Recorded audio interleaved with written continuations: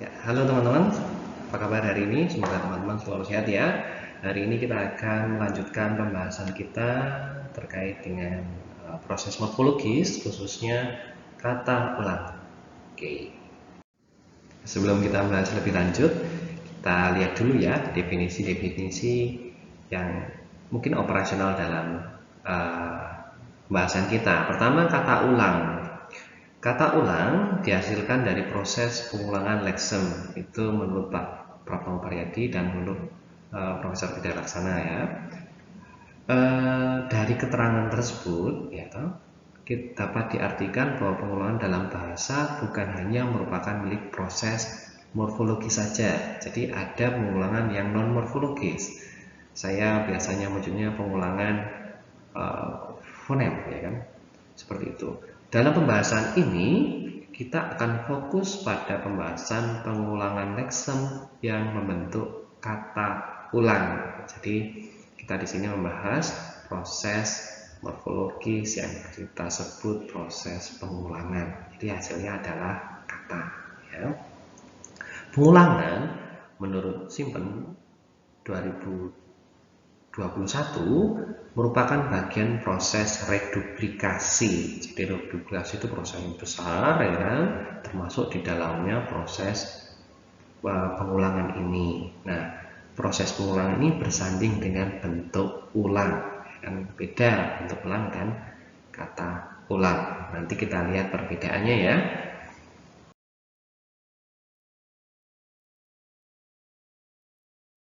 Nah, apa perbedaan kata ulang dan bentuk ulang? Kita lihat sekilas data kita. Teman-teman silakan perhatikan kata yang tercetak miring pada kalimat di bawah ini ya. Kalimat pertama, Tito berlari-lari di taman. Kedua, lebih baik kita duduk-duduk saja.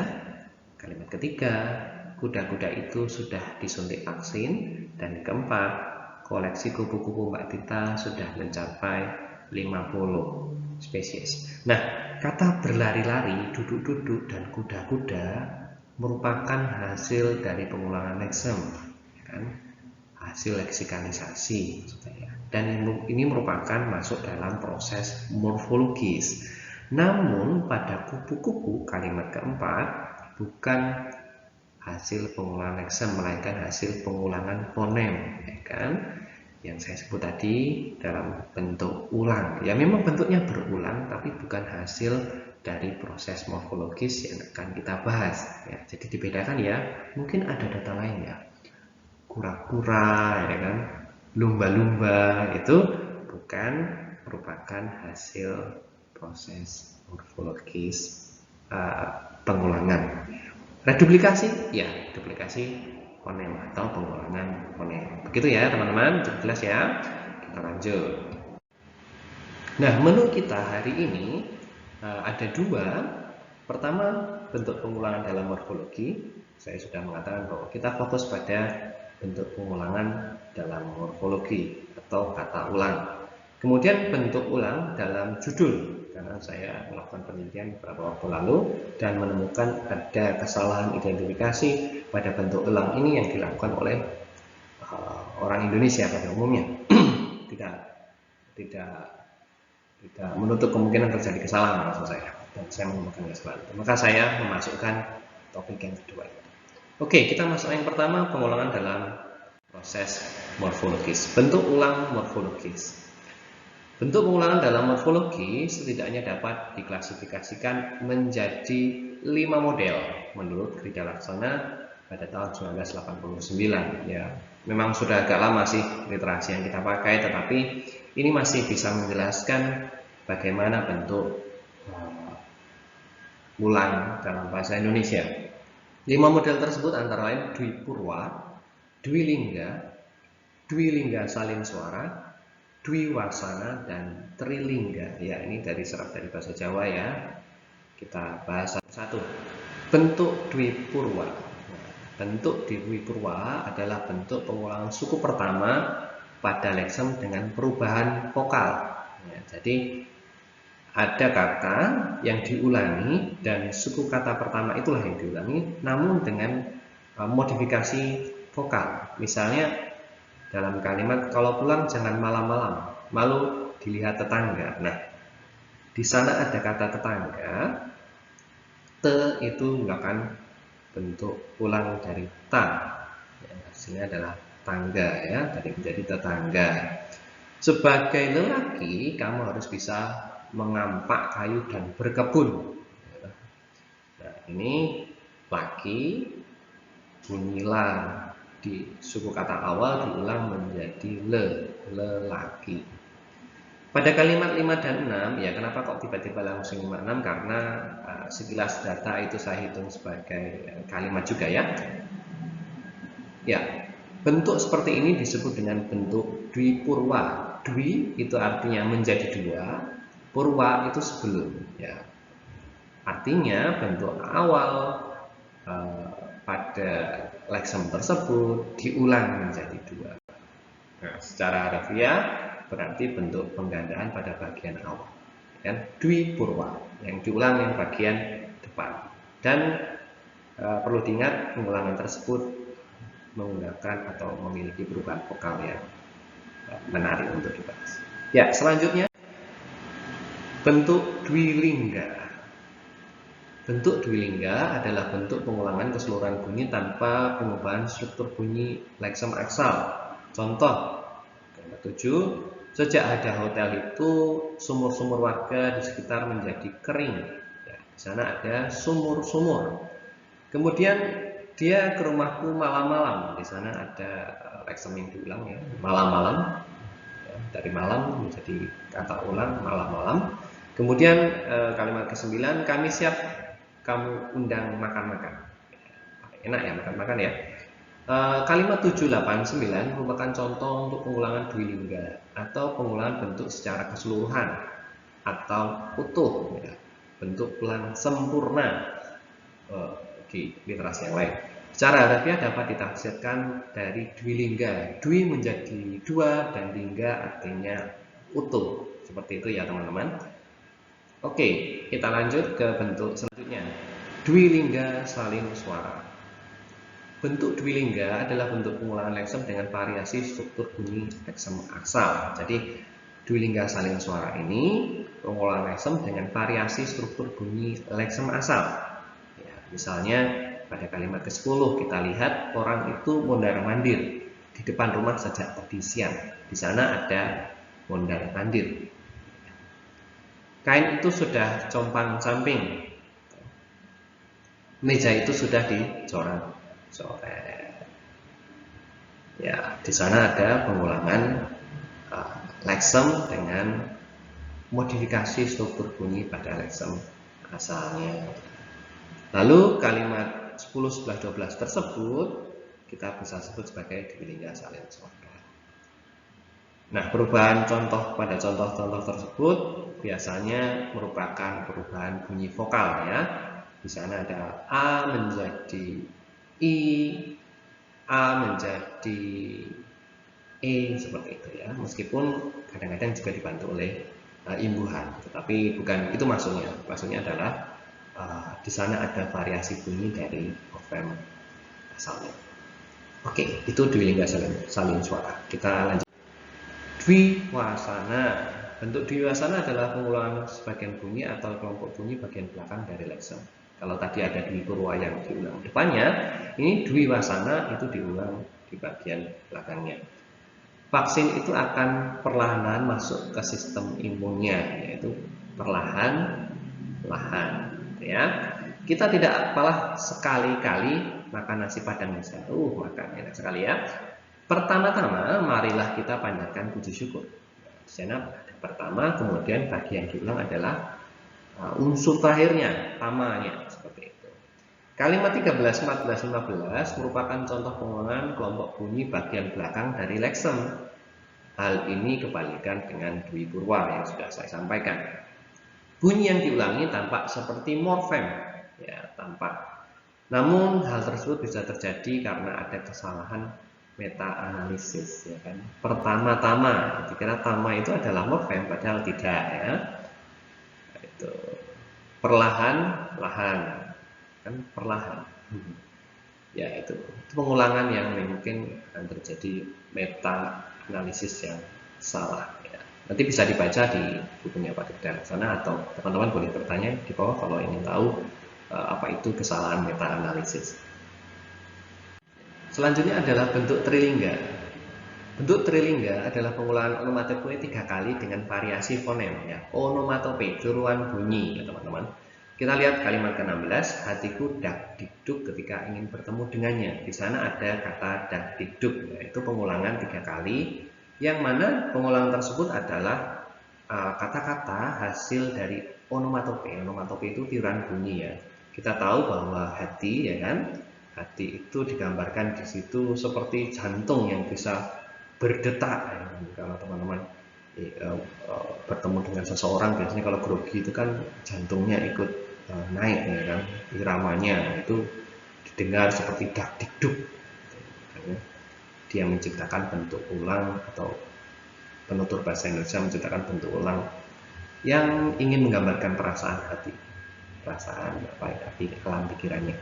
Kemudian kalimat selanjutnya 17, dia sudah seperti ahli saja, castistus tanpa henti. Nah, di sana ada castistus yang merupakan onomatope juga, ya kan, onomatope juga, yaitu tiruan bunyi untuk gerak mulut. Kalau orang ngomongnya ngerocos saja, kayak saya ini kan sekarang ngerocos saja itu, bisa disebut castistus karena tanpa henti.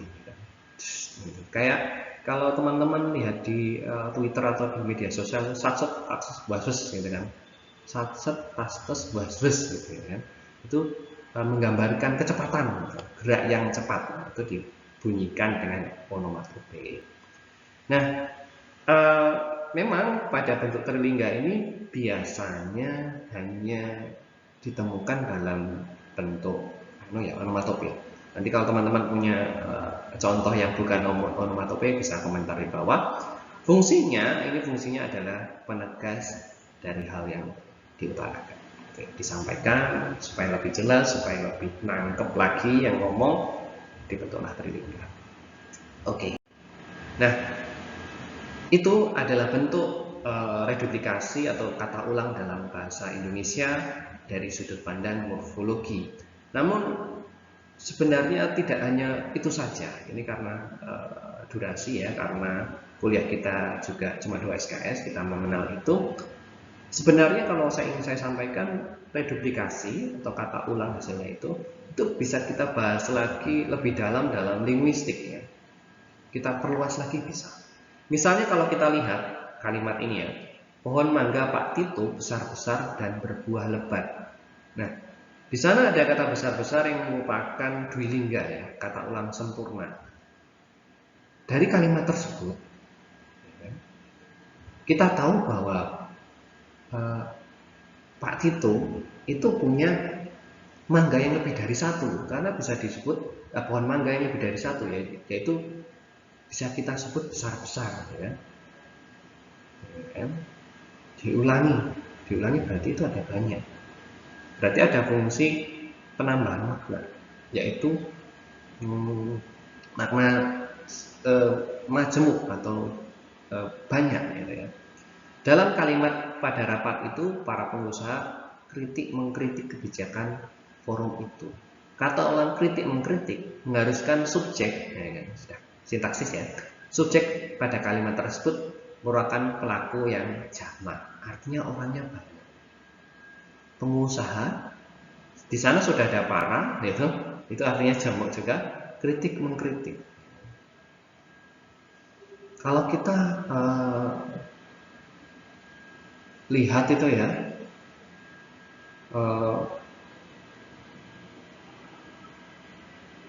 Pak Sinu memetik buah yang ada di kebun, itu berarti kan buah yang saya petik tidak hanya satu. Nah, contoh ini yang baru saja saya sampaikan ini menunjukkan bahwa pengulangan tidak hanya terbatas pada satuan kata saja, tetapi juga bisa melampaui tataran kata, lepas dari kata. Nah, seperti itu. Oke, kita cukupkan sampai di situ pembahasan kata ulang dalam morfologi. Nah, kita lanjut ke yang kedua, yang lebih praktis lagi. Teman-teman sebagai mahasiswa, teman-teman pasti pernah menulis judul ya. Nah, Dalam judul bentuk ulang itu punya karakter, punya ciri yang beda ya, dibedakan untuk peraturan. Huruf kapital, kalau nulis judul kan pakai huruf kapital ya tiap kata. Nah ini diatur dalam UEB, Pedoman Umum Ejaan Bahasa Indonesia, bunyinya seperti ini. Saya mengutip secara jelas. Huruf kapital dipakai sebagai huruf pertama setiap kata, termasuk unsur kata ulang sempurna dalam kurung. Di dalam judul buku, karangan, artikel, dan makalah, serta nama majalah dan surat kabar, kecuali kata tugas, seperti di, ke, dari, dan, yang, dan, untuk, yang tidak terletak pada posisi awal. Itu kutipan langsungnya. Nah, di sana kita lihat ada yang disebut unsur kata ulang sempurna. Apa itu unsur? Apa itu kata ulang sempurna? Itu akan kita bahas setelah ini. Yuk kita. Di sini, unsur kata ulang dan kata ulang sempurna. Unsur kata ulang itu apa ya? Dan kata ulang sempurna itu apa? Unsur yang dimaksud di sini ya adalah komponen yang ada dalam kata ulang tersebut. Misalnya, buku-buku, kejar-kejaran itu adalah kata ulang. Unsur buku-buku kata ulang itu adalah buku dan bentuk ulangnya buku, ya kan? Kata kejar-kejaran unsurnya adalah kejar dan kemudian kejaran. Itu unsur. Ya kan, kalau teman-teman bisa membagi kata buku-buku, kejar-kejaran menjadi dua, itu ada unsur yang diulangi dan unsur yang mengulangi, kan? Bisa dibagi menjadi dua. Nah, itu unsur-unsur. Artinya ada pembangunnya dalam sebuah konstituen kata itu. Ya. Kata ulang sempurna yang dimaksud adalah dwilingga, ya kan? Benar-benar sempurna, tidak ada yang diubah fonemnya, tidak ada variasi fonem. Ya kan, misalnya lari-lari, dasar-dasar. Lalu apa Pak yang bukan kata ulang sempurna? Selain dwilingga dan menggunakan imbuhan atau bentuk ulang fonem, itu bukan kata ulang sempurna. Ingat, ini kata ulang, kata hasil duplikasi, hasil pengulangan morfem, gitu kan, bukan pengulangan fonem. Sekali-kali itu bukan kata ulang sempurna. Perlahan itu bukan kata ulang sempurna. Kura-kura, bentuknya mirip ya, itu bukan kata ulang sempurna. Kura-kura itu bentuk ulang yang morfem fonemis ya. Kura-kura itu bukan hasil dari pengulangan, itu bukan kata ulang. Mungkin itu sudah jelas ya.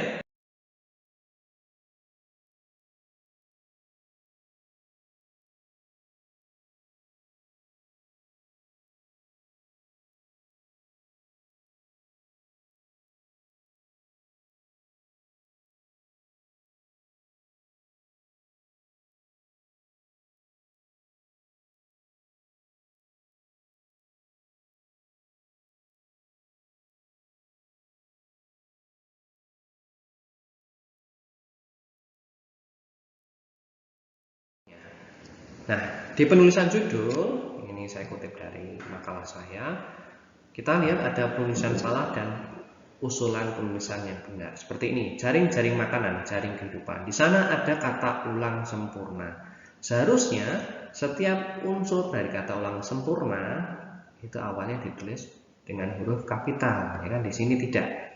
C-nya ini C non kapital. Maka diusulkan penulisan yang benar adalah J kapital jaring strip jaring makanan. Jadi J di sini kapital, di sini kapital. Oke ya. Lalu di sini juga, ini kegiatan-kegiatan itu kata ulang sempurna, dwilingga. Dia tidak ada variasi fonemnya, dia merupakan pengulangan morfemis, kemudian dia tidak setelah diulang tidak diberi imbuhan lagi, maka dia kata ulang sempurna, kegiatan-kegiatan di malam hari. Kemudian yang contoh ketiga, ini ada manfaat buah-buahan. Buah-buah memang kata ulang sempurna, tetapi begitu buah-buahan itu punya imbuhan, maka bukan lagi kata ulang sempurna. B, pada unsur kedua, buah itu tidak perlu ditulis kapital, ya kan? Buah-buahan, buah strip B non kapital buahan, kan? Tumbuh-tumbuhan juga demikian, ya kan? Ini tidak ditulis dengan huruf kapital, cukup dengan huruf non kapital. Gitu teman-teman. Jadi tadi yang pertama kita sudah membahas pengulangan dalam morfologis, itu ada beberapa bentuk, ya kan, dimulai dari Dwi Purwa sampai Trilingga. Jadi Dwi itu 2, Tri itu 3, dan kemudian sifat-sifatnya. Lalu ada penulisan judul yang sering kurang diperhatikan, ya, bagaimana penulisan judul itu terkait dengan kata ulang atau bentuk ulang. Baik, mungkin itu saja dari saya teman-teman. Nanti apabila ada pertanyaan, teman-teman bisa langsung bertanya di kolom komentar di YouTube ini, atau teman-teman bisa bertanya lewat LMS. Teman-teman juga bisa bertanya melalui kontak WhatsApp saya atau di WhatsApp group. Kita punya WhatsApp group, kita bisa manfaatkan itu. Baik, terima kasih dari saya teman-teman. Semoga teman-teman bisa mendapatkan ilmu yang bermanfaat dari presentasi saya. Apabila ada kesalahan, saya mohon maaf dan saya mohon diberitahu saya salah yang gimana, mungkin bisa diperbaiki, kita bisa berdiskusi bersama. Materi-materi ini saya ambil dari buku Pak Ramlan, sintaksis, kemudian saya ambil dari morfologi Pak Iwan Simpen, dan juga morfologi dari Pak Ramlan. Kemudian saya yang terakhir ini saya ambil dari penelitian saya, belum dipublikasikan tapi sudah diseminasikan. Oke, baik, terima kasih dari saya. Sampai jumpa di pertemuan-pertemuan selanjutnya. Terima kasih, Tuhan memberkati.